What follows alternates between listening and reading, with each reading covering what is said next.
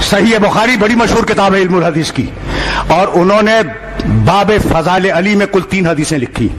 اب اتنا کڑا انتخاب تھا کہ 23,000 میں سے 3 پسند آئیں۔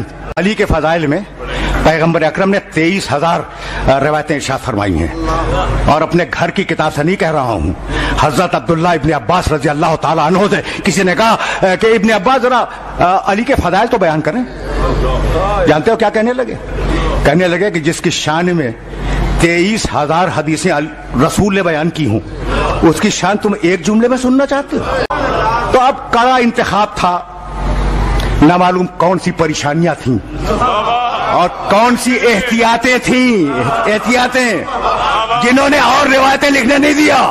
کل 3 روایتیں ہیں فضائل علی میں، کل 3۔ جاؤ دیکھو بخاری کو، اور بڑی مستند کتاب ہے۔ علی 3 روایتوں پر ختم ہو گیا۔ بڑی زحمت کی حضور نے کہ 3 لکھ دی۔ خدا کی قسم ان تینوں میں سے کوئی ایک لکھ دیتے، جب بھی فضائل کے لیے کافی ہوتی۔